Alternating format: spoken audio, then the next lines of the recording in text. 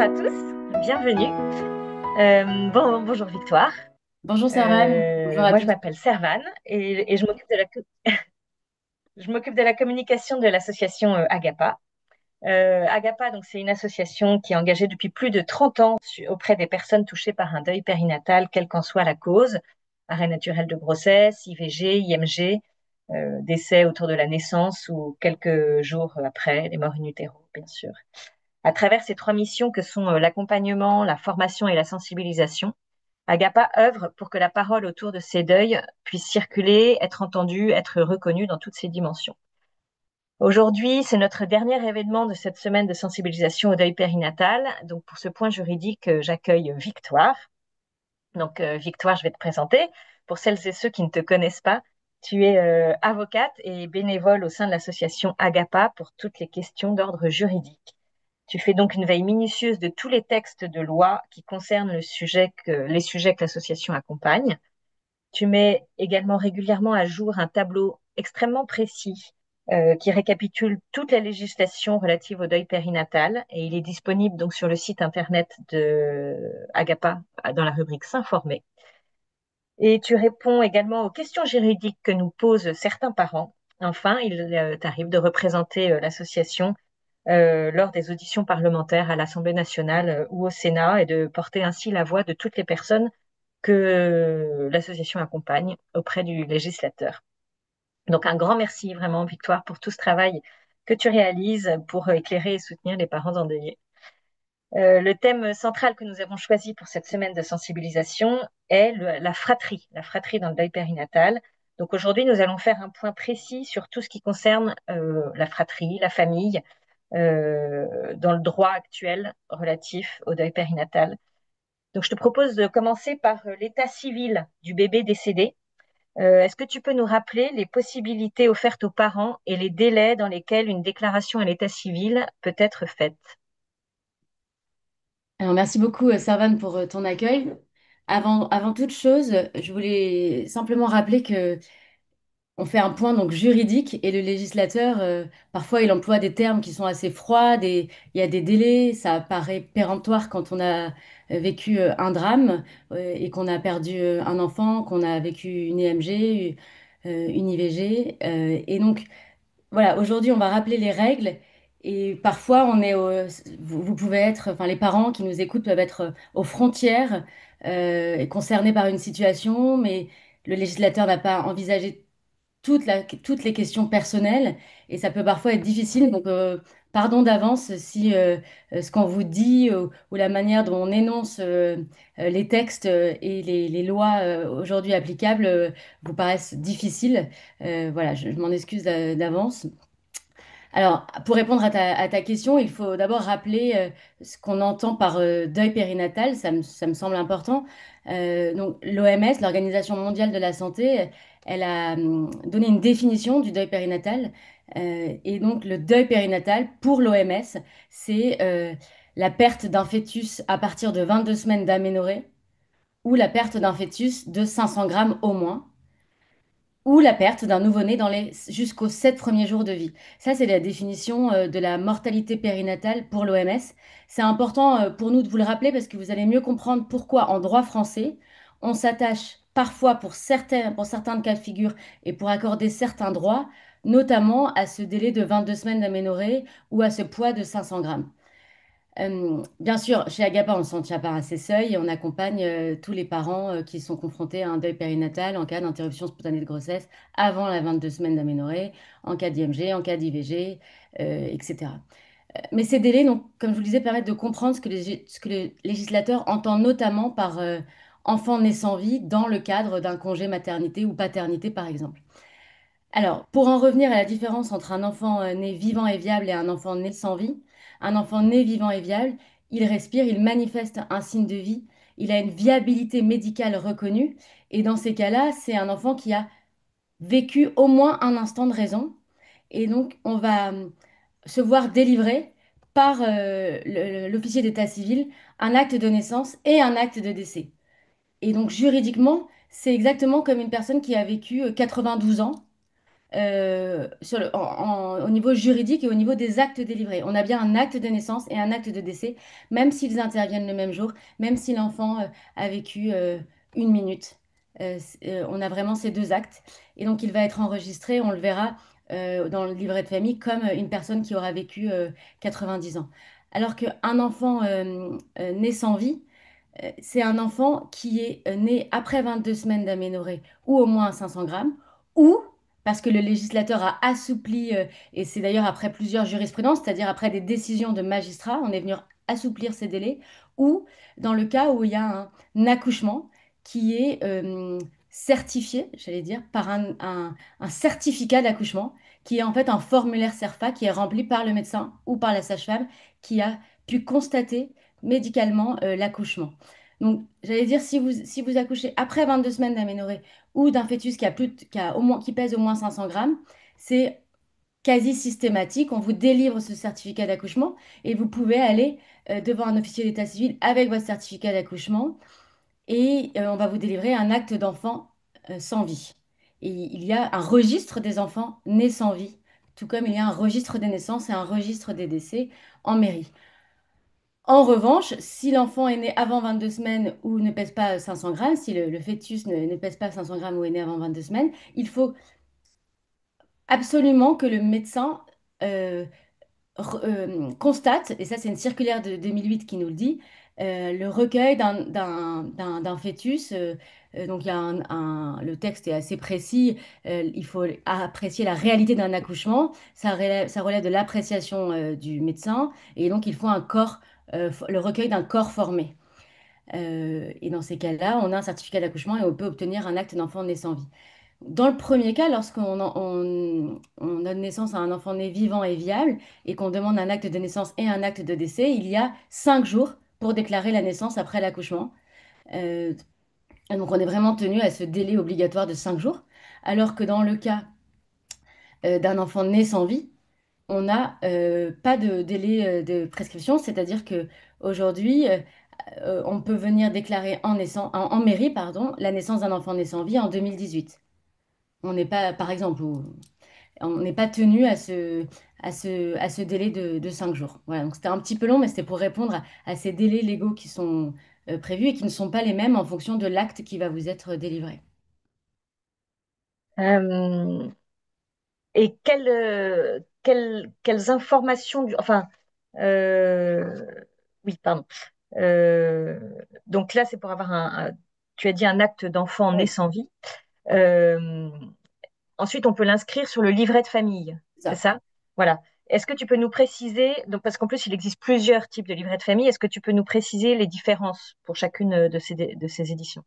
Ok, ouais. Donc, quand on a un acte de naissance et un acte de décès pour l'enfant né vivant et viable, il va être automatiquement inscrit euh, par l'officier d'état civil sur un livret de famille. Et si c'est votre premier enfant, le livret de famille va vous être délivré. Et s'il en existe déjà un, il va être inscrit sur le livret de famille où le mariage a été constaté ou la naissance des autres enfants. Parce qu'en fait, on peut se voir délivrer un livret de famille en cas de mariage ou en cas de naissance d'un premier enfant, par exemple. Pour un enfant né sans vie, c'est une faculté qui est offerte au couple ou aux parents, enfin à la mère ou au père ou à celui qui déclare, euh, de l'inscrire sur le livret de famille, mais ce n'est pas une obligation. Parce qu'il n'y a pas de personnalité juridique.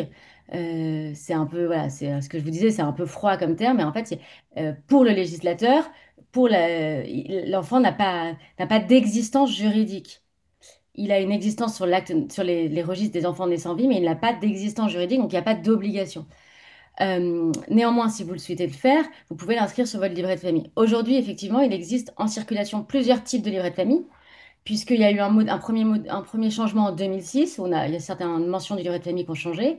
Et puis pour nous, ce qui nous intéresse, c'est qu'après la loi du 6 décembre 2021, qui a permis notamment aux parents d'enfants nés sans vie de pouvoir leur donner un nom de famille, puisque jusqu'à maintenant, c'était pas clairement dit par le législateur, mais on pouvait lui donner un prénom.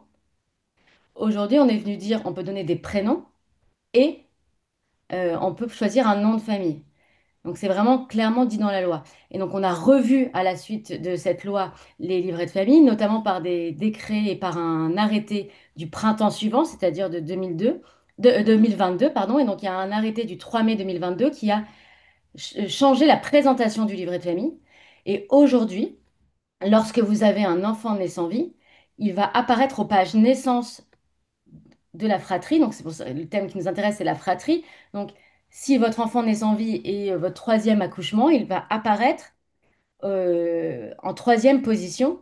Et il sera précisé un certain nombre de choses, c'est-à-dire qu'on peut indiquer sans vie, enfin, il sera indiqué sans vie après la date de naissance ou après la date d'accouchement.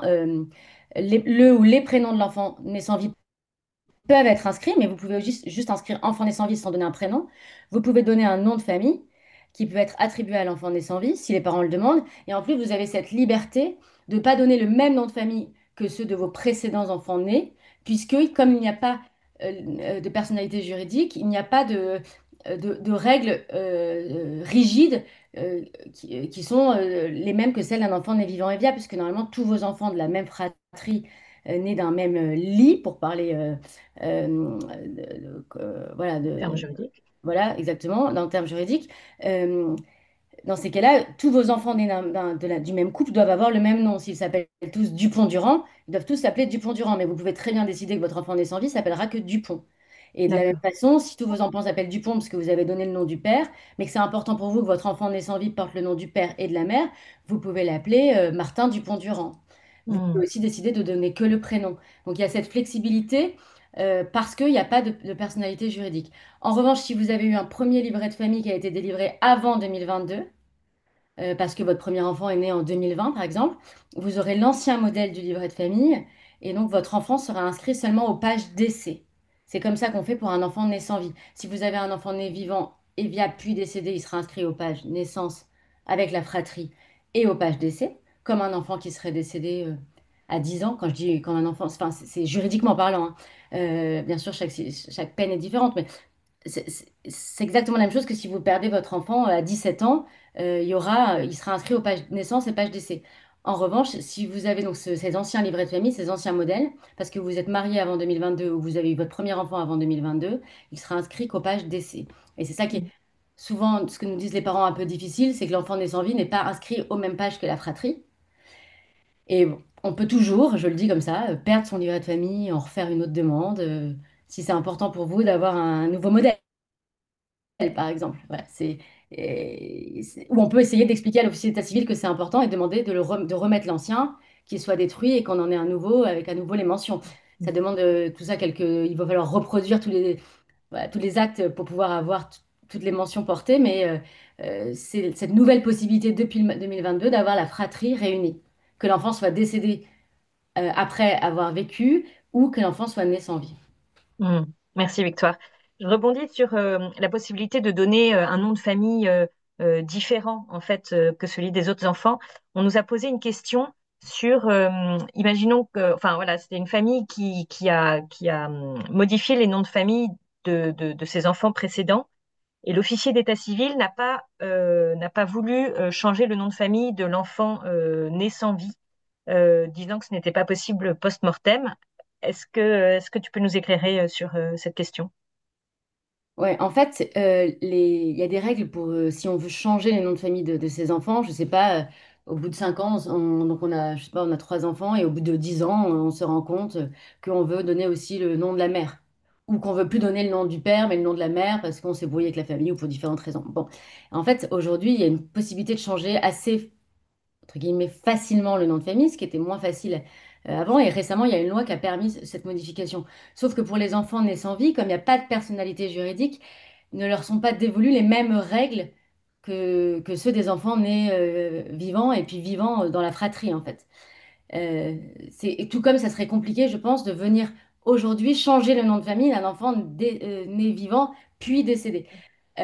Mais en fait, c'est pas envisagé par le législateur. Mais dans le cas d'un enfant né sans vie, comme il n'y a pas d'impact juridique, il n'y a pas de conséquences juridiques, il n'y a aucun droit qui va être accordé j'en sais rien, de versement de sommes, ça ne va pas débloquer des droits particuliers puisque c'est vraiment une reconnaissance, pardon du terme, mais symbolique qui a été voulue par le législateur par la loi du 6 décembre 2021.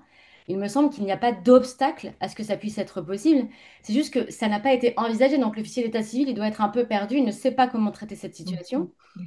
Et selon moi, ça peut valoir le coup d'écrire au maire en fait, qui a les pouvoirs d'état civil et qui chapeaute les officiers d'état civil pour lui faire part de cette demande en disant, voilà, nous, c'est vraiment, il n'y a pas de conséquences juridiques, c'est important pour nous que notre enfant naisse en vie ait les mêmes noms de famille. Est-ce que vous pouvez accéder à notre demande et modifier l'acte d'enfant naissant en vie et du coup le livret de famille? Ou s'il y a un refus, d'écrire au procureur de la République qui va être compétent pour les questions d'état civil, parce que le procureur de la République, il a des compétences pénales, mais aussi des compétences civiles. Et donc, on lui écrit un courrier avec en objet recours gracieux. C'est vraiment un recours gracieux à la suite du refus de l'officier d'état civil et du maire pour lui expliquer la situation et pour lui demander d'intervenir. Ok, merci. L'état civil et l'inscription sur le livret de famille ne doivent pas être confondus avec le statut juridique. Quel est le statut juridique justement du bébé décédé et qu'est-ce que cela peut entraîner pour la filiation, les donations, les successions dans la famille? Alors ça rejoint, en fait, c'est dans ta question est dans la continuité de ce que j'expliquais sur la personnalité juridique. L'enfant né vivant et via puis décédé, qu'il décède avant l'enregistrement ou après l'enregistrement, hein, et vous pouvez aller l'enregistrer et puis dans les 5 jours et puis le septième jour vous perdez votre enfant, vous allez enregistrer son décès, il va acquérir la personnalité juridique. Donc il y a un acte de naissance et un acte de décès qui sont établis et la filiation est établie, c'est-à-dire c'est votre enfant né du père et de la mère ou de deux mères ou de deux pères. Enfin, en tous les cas, il y a une filiation qui est établie. Et donc, l'officier d'état civil, il va dresser cet acte de naissance, cet acte de décès, alors que pour l'enfant né sans vie, l'acte d'enfant né sans vie est établi, mais ça ne va pas remporter de personnalité juridique, ni d'établissement de la filiation, ni d'attribution automatique d'un nom de famille. C'est-à-dire que c'est vous qui choisissez, on l'a bien compris. Et ça va avoir un certain nombre de conséquences en droit, puisque notamment, par exemple, en droit des successions, si le père décède avant la naissance d'un enfant né vivant et via puis décédé, et qu'il est établi que c'est son père, soit par mariage, soit parce qu'il a fait une reconnaissance préalable de paternité, par exemple, euh, l'enfant va être enregistré dans la succession. Il va hériter un instant de raison, 3 jours, 4 jours et 1 heure. Et donc, ça peut avoir des conséquences, notamment en termes de redistribution euh, Mhm. des biens du père auprès de la mère de l'enfant, de la fratrie, selon si c'est les frères et sœurs du même père et de la même mère ou non et des grands-parents, parce qu'en fait, il y a des règles Mhm. de succession qui sont un peu particulières en fonction de si le père était marié, par exemple, ou la mère qui va décéder, par exemple, pendant l'accouchement, en même temps que l'enfant, ou un peu avant. Ça a des conséquences et la succession va pas être la même s'il y a une personnalité juridique. Après, ces règles, il y a plein de cas particuliers, ça remonte aux grands-parents ou non, ça dépend s'il y a une donation dernier vivant entre les parents, mais voilà, on voit que ça a un impact. Ça a un vrai impact sur la personnalité juridique. De même pour le calcul des règles de retraite. Euh, les cotisations ne vont pas être les mêmes, par exemple, sur les retraites complémentaires, euh, et même pour la retraite de la base légale, parce que ça dépend si votre enfant a eu la personnalité juridique, même à l'instant de raison. Voilà. Donc tout ça, ça a quand même des conséquences sur le plus ou moins long terme. D'accord. Alors maintenant, on va parler des congés, congés maternité, congés paternité. Alors, selon le rang de naissance du bébé décédé, la durée du congé de maternité va varier. Est-ce que tu peux faire le point sur ces congés? Oui, alors, en fait, il y a aucun texte qui va subordonner l'octroi du congé maternité à la production d'un acte d'état civil. C'est-à-dire qu'on ne vous dit pas, il faut qu'il y ait un acte de naissance pour avoir un congé maternité. Ça, c'est la bonne nouvelle. Et je crois qu'aujourd'hui, c'est quand même, on a beaucoup moins de questions sur ce sujet. Nous, c'est beaucoup plus compris par les praticiens à l'hôpital, par les assistantes sociales. Et c'est rentré, j'allais dire, un peu plus dans la pratique. Lorsqu'on donne naissance à un enfant né sans vie, ça déclenche le droit à un congé maternité, à condition, et c'est là la différence, c'est pas à condition d'avoir un acte d'enfant né sans vie, c'est à condition que l'acte d'enfant né sans vie soit délivré pour un enfant qui est né après 22 semaines de ménorrhée ou que le poids du fœtus fasse au moins 500 grammes à la naissance. C'est pour ça que j'énonçais au début de mon intervention les règles retenues par l'Organisation mondiale de la santé, parce que j'allais dire c'est le dernier endroit en droit français où on retient, où on s'attache à ces 22 semaines ou à ces 500 grammes. Et en fait, lorsque vous allez déclarer le début de la grossesse, c'est votre votre sage-femme ou votre gynéco souvent qui le fait par télétransmission aux caisses d'assurance maladie. Ils savent depuis quand vous êtes enceinte, quel est le jour de début de grossesse. Et donc, lorsque vous accouchez d'un enfant né sans vie, ils savent si vous avez le droit, si ça déclenche le droit au congé maternité ou paternité, puisque ça va être les mêmes règles. Euh, et si vous n'y avez pas le droit, vous allez avoir le droit à un congé maladie sans délai de carence, puisque une loi de 2023 est venue faire sauter ce délai de carence, parce on va appeler ça une interruption spontanée de grossesse pour le cas du congé maternité, même si vous pouvez avoir un acte d'enfant né sans vie, le déclarer sur votre livret de famille et ne pas avoir le droit au congé maternité si jamais c'est avant 22 semaines ou moins de 500 grammes. Mm. Donc le congé maternité, lorsqu'on y a droit, il est accordé dans sa totalité. Le nombre de semaines va dépendre du rang de Laurent. naissance. Donc pour premier ou deuxième enfant, c'est 16 semaines. Troisième enfant, troisième naissance ou plus, c'est 26 semaines de congé. Et donc lorsqu'on dit troisième naissance ou plus, ça peut être, on peut avoir deux enfants nés sans vie et troisième enfant né vivant et viable et vous allez avoir vos 26 semaines. Ou à l'inverse, vous pouvez avoir un enfant né vivant et viable, un enfant né sans vie, deuxième accouchement. Troisième enfant, vous allez avoir donc seulement deux enfants à charge dans votre foyer, mais ça sera votre troisième accouchement. Et si vous avez eu le droit au congé maternité ou que vous rentriez dans les cas de dépassement du seuil de 22 semaines d'aménorrhée pour votre deuxième enfant, par exemple, eh ben, vous avez le droit à un congé maternité comme si c'était votre troisième enfant né vivant et viable. En fait, on ne va pas faire de différence entre les enfants nés vivants et à charge du foyer ou les enfants nés sans vie s'ils sont nés après 22 semaines d'aménorrhée. Donc, à la fois, vous y avez le droit pour la grossesse de l'enfant qui donne naissance à l'enfant né sans vie, mais aussi pour les grossesses ultérieures, cette naissance, ce rang de naissance va être pris en compte. Euh, Tu parles d'enfants à charge en fait dans le foyer. En préparant ce live, tu m'as dit que dans les familles recomposées, les enfants à charge du conjoint comptent également dans le calcul de la durée de congé maternité. Est-ce que tu peux nous donner un exemple pour que l'on Ouais. comprenne bien? Alors ça, c'est pas souvent connu, c'est pas souvent su. Nous-mêmes, on l'a découvert chez Agapa à l'occasion d'une question d'un parent il y a quelques mois. En fait, si votre foyer assume déjà la charge de deux enfants, l'enfant de votre conjoint pouvant être compté à charge, plus votre enfant commun, par exemple l'enfant du couple, ou alors vous êtes marié avec une personne qui a déjà deux enfants à charge dans le foyer et vous, c'est votre premier accouchement, par exemple, si je me mets dans le cas d'une femme qui accouche pour la première fois, et ben, la grossesse en cours va ouvrir droit à la durée de congé maternité d'un troisième enfant, soit 26 semaines, 8 semaines prénatales et 18 semaines postnatales. Euh, et donc, c'est le Code du travail qui le prévoit. Lorsque, avant l'accouchement, la salariée ou le foyer assume déjà la charge de deux enfants en moins, le congé de maternité commence 8 semaines avant et se termine 18 semaines après l'accouchement. Donc, c'est vraiment comme pour un troisième enfant. Mm. Et cette logique, elle vaut à la fois pour le temps que vous avez de congé maternité, mais aussi pour, évidemment, ça va ensemble, les indemnités journalières versées par la sécurité sociale. Et qu'est-ce qu'un enfant à charge? Un enfant Ouais. à charge, s'il réside avec vous et si vous assumez financièrement son entretien, nourriture, logement, habillement, et si vous assumez aussi à son égard la responsabilité affective et éducative. Et donc l'enfant doit vivre en permanence en France. Ça s'applique à tous les enfants du couple. Et en cas de garde alternée, par exemple, votre conjoint ou vous-même, vous avez la garde alternée d'un enfant né d'une précédente union, la notion de charge du foyer est retenue et donc ça va bénéficier à votre foyer, mais aussi au foyer, à l'autre foyer qui a la garde alternée. Euh, et donc, dès que cette situation d'enfant à charge porte à deux enfants ou plus le nombre d'enfants à charge, vous pouvez bénéficier du congé maternité Mm. allongé. Il D'accord. va juste falloir fournir à votre caisse primaire d'assurance maladie la preuve que l'enfant est à charge. Alors, quand les parents, quand le couple est marié ou pacsé, c'est assez facile parce qu'il y a une déclaration d'impôt commune et donc on voit bien avec le nombre de parts les enfants qui sont à charge. Sinon, il va falloir donner la décision du juge des enfants, le jugement de divorce ou le protocole d'accord devant notaire en cas de divorce ou en cas d'accord sur la garde alternée.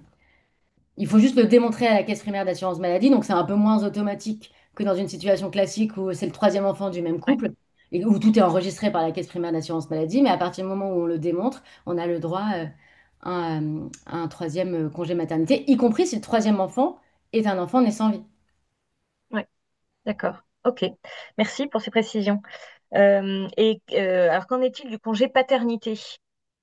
Alors, pour le congé paternité, c'est les mêmes règles que pour le congé maternité, c'est-à-dire qu'à partir du moment où la mère a le droit au congé maternité, le père va y avoir le droit.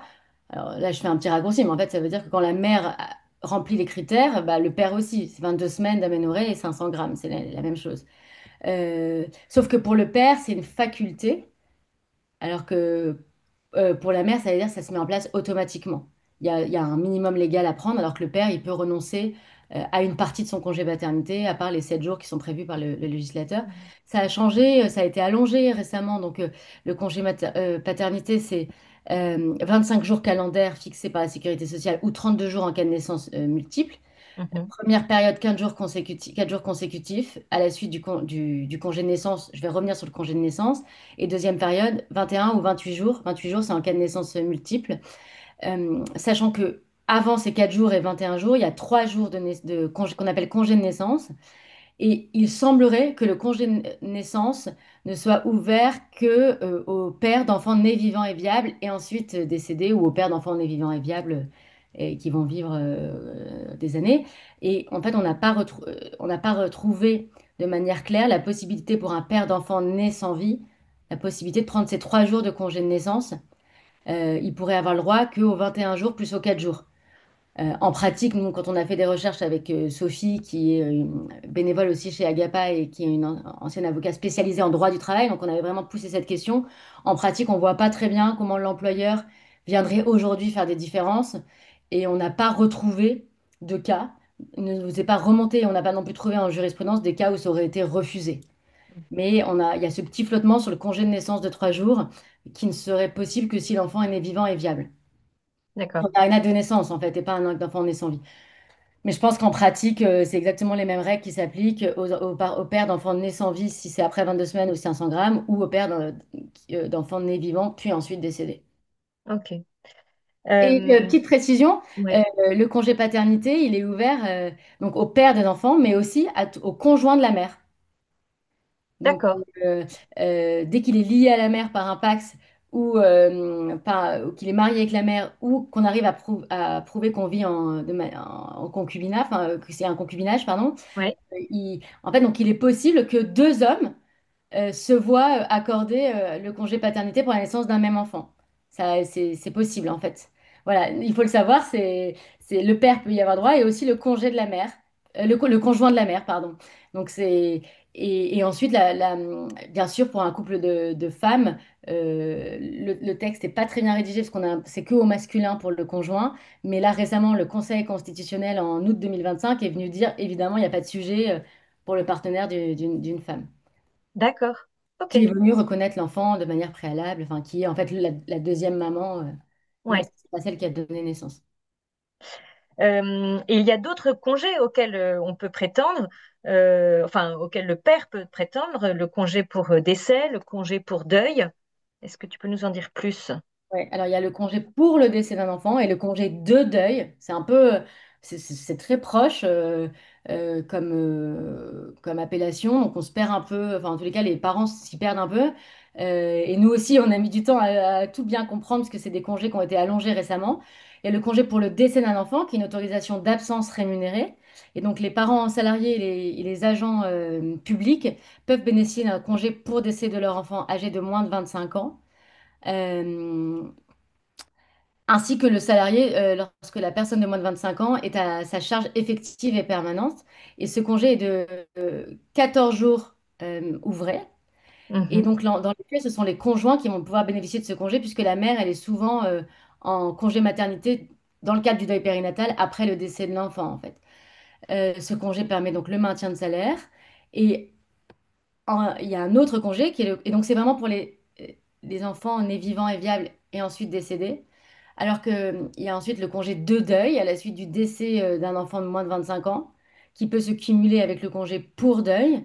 Donc ça va être 8 jours pour les salariés ou 15 jours pour les indépendants, puisque les indépendants, eux, n'ont pas le droit au congé pour décès d'un enfant, donc c'est pour ça que c'est plus long. Et Mhm. l'assurance maladie va verser une indemnité journalière pendant toute la durée de ce congé. Et il a été euh, prévu spécifiquement que l'assurance maladie donc, a précisé clairement que ce congé de deuil bénéficie également aux parents d'un enfant qui n'est pas né vivant qui est né donc sans vie, mais qui a atteint toujours le seuil fixé par l'OMS de 22 semaines d'aménorrhée ou d'un poids de 500 grammes. Ok, Et donc, on ne peut pas cumuler ce congé de deuil et ces congés pour deuil ne peuvent pas être cumulés dans la même période avec le congé paternité, parce qu'on on peut pas recevoir deux fois des indemnités pour la même période de l'assurance maladie. Ça veut dire qu'il va être pris dans l'année qui suit le décès d'un enfant ou juste après le congé paternité. Mais en fait, ça va pas ça peut ça être va des pas périodes à la suite. consécutives. Ça peut être des périodes consécutives, mais ça peut pas être en même temps. D'accord. Ça ne cumule pas. Je crois qu'il y a également une incidence sur le calcul des impôts. Ouais. Alors, lorsqu'on a un acte d'enfant, un acte de naissance puis un acte de décès, et il est clairement indiqué dans le BOFIP, qui est en fait toute la doctrine de l'administration fiscale, qu'un enfant né puis décédé avant le 31 décembre d'une année N, par exemple, est compté à charge pour l'année N et doit donc être retenu pour la détermination du nombre de parts pour cette année d'imposition. Et il est admis que les enfants nés sans vie au cours d'une année de l'imposition et qui ont donné lieu à l'établissement d'un acte d'enfant né sans vie, d'être retenus pareil pour la détermination du nombre de parts. Donc, c'est la raison pour laquelle c'est difficile d'aller demander à l'administration fiscale de retenir le nombre de parts en 2023 pour un enfant né sans vie en 2018. Donc on dit qu'on a tout le temps, mais par exemple, pour des questions de fiscalité, on va vous demander d'avoir l'acte d'enfant né sans vie, la preuve de l'enfant né sans vie, qu'on peut obtenir grâce au certificat médical d'accouchement, et il va falloir le produire à l'administration fiscale. Donc par exemple, pour ces cas précis de calcul des impôts et de pouvoir bénéficier d'un nombre de parts, là, on recommande de le faire dans l'année parce qu'ensuite, il y a une prescription fiscale et on va pas pouvoir aller dire, oui, bonjour, je voudrais aujourd'hui en 2023 ce à quoi j'aurais eu le droit en Mm, 2018, par exemple. mm. Et dans l'autre sens, justement, là, j'en arrive aux questions que nous ont posées quelques personnes sur les réseaux sociaux. Par exemple, en cas de versement d'une prime de naissance, une personne disait que, on lui avait demandé de rembourser la prime de naissance lors d'une mort in utero à 9 mois. Qu'est-ce qu'il est possible dans ces cas-là? Là, c'est que donc, la prime de naissance, c'est plus l'assurance maladie, c'est la CAF. Mm, Chacune a bien ses prérogatives. Et les parents, ils peuvent percevoir la prime de naissance dans l'une des situations suivantes. L'accouchement ou l'interruption de la grossesse, c'est indiqué clairement par les textes, donc que ce soit euh, donner naissance à un enfant né sans vie ou une IMG par exemple, si l'accouchement ou cette interruption, qui se fait aussi par accouchement, intervient à une date postérieure ou égale au premier jour du mois civil suivant le cinquième mois de grossesse, soit en fait à compter quand on rentre dans le sixième mois de grossesse, que l'enfant soit né sans vie ou vivant et viable. Donc, il n'y a pas ok. de remboursement, en fait. C'est un droit qui est donné. Et dès qu'on a dépassé cet avancement, lorsqu'on a avancé assez loin pour répondre à ce premier jour du mois civil suivant le cinquième mois de grossesse, on a le droit à la prime de naissance. Il n'y a pas de remboursement. D'accord. On a reçu également d'autres questions concernant la reconnaissance administrative du bébé décédé. Une femme nous écrit qu'elle a perdu son bébé à la naissance en 2018. Depuis, les choses ont évolué. Par exemple, droit à la prime de naissance, reconnaissance de l'enfant à la CPAM, droit de faire apparaître le nom de famille, etc. Quelles sont les dispositions administratives auxquelles elle peut prétendre? Est-ce que son bébé peut être reconnu et apparaître au niveau administratif? Et si oui, auprès de quels organismes? Alors, si c'est un enfant qui est né vivant et ensuite décédé, je pense que la question ne se pose pas et que cette maman pose plutôt la question pour un enfant né sans vie, parce que dès lors que vous déclarez la naissance et qu'ensuite vous déclarez le décès, que ce soit l'assurance maladie, la CPA, la CAF, vous allez voir apparaître dans le nombre de naissances votre enfant décédé, puisqu'il a eu la personnalité juridique. Pour un enfant né sans vie, il y a eu pas mal d'avancements. Et donc, on peut aujourd'hui, et c'est extrêmement difficile pour les parents de voir deux enfants, alors qu'en fait, ils ont eu trois enfants dans leur cœur, même si c'est un enfant né sans vie, qui n'a pas de personnalité juridique pour le législateur. Pour eux, ça comptait que ça soit inscrit sur notamment les espaces de la CAF, de l'assurance maladie. Aujourd'hui, depuis 2022, il y a eu un vrai changement et on peut demander à la CAF, par exemple, et à l'assurance maladie, mais c'est surtout sur les espaces de la CAF de faire apparaître la mention de votre enfant né sans vie. Ce qui est un peu compliqué, c'est qu'il n'y a pas d'espace encore sur le site de la CAF pour déclarer un enfant né sans vie. Donc, il ne faut pas passer par l'onglet déclaration de naissance.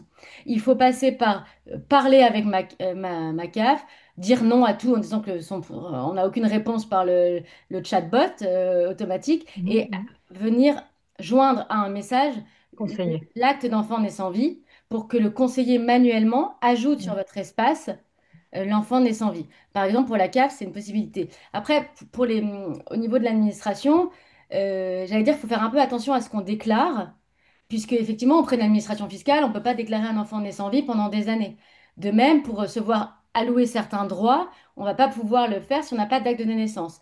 En revanche, j'ai un bel exemple d'une maman qui nous avait contacté, je me souviens, elle s'appelle Ségolène, elle nous avait contacté pour nous dire, est-ce que vous pensez que je peux obtenir la carte famille nombreuse 30% ou 40% parce que j'ai eu avec un enfant né sans vie.